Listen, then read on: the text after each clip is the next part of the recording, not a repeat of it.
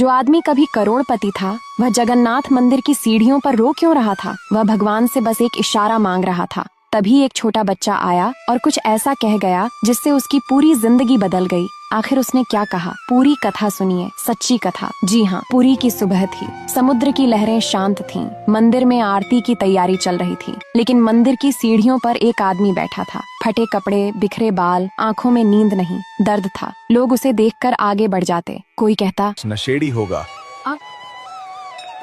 कर्मों का फल है।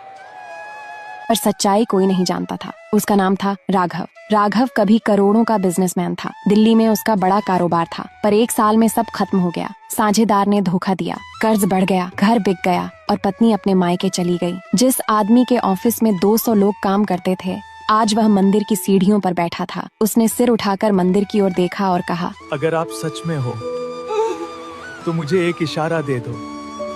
उसकी आंखों से आंसू बह रहे थे। मैं हार चुका हूँ। उसी समय एक छोटा बच्चा आया, करीब 8 साल का, साधारण कपड़े, हाथ में महाप्रसाद की छोटी पत्तल। वह राघव के पास बैठ गया, बोला, अंकल रो क्यों रहे हो? कुछ नहीं।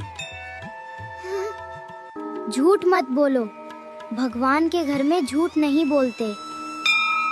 राघव ने पहली बार किसी अजनबी के सामने अपना दर्द खोल दिया, सब बता दिया। बच्चा ध्यान से सुनता रहा, फिर बोला, अगर सब चला गया तो आप बचे हो ना? जब तक आप बचे हो। कहानी खत्म नहीं हुई। राघव ने पूछा, तुम्हें ये सब किसने सिखाया? ओह, जिनके घर के बाहर बैठे हो।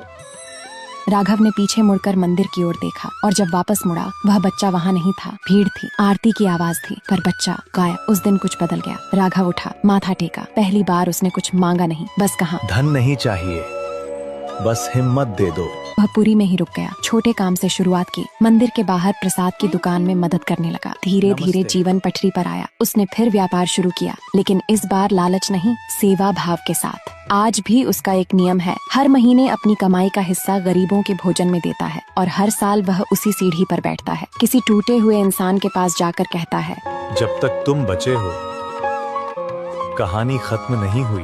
लोग कहते हैं, उसे उस दिन स्वयं जगन्नाथ ने दर्शन दिए थे। दर्शन आँखों से नहीं, विश्वास से होते हैं।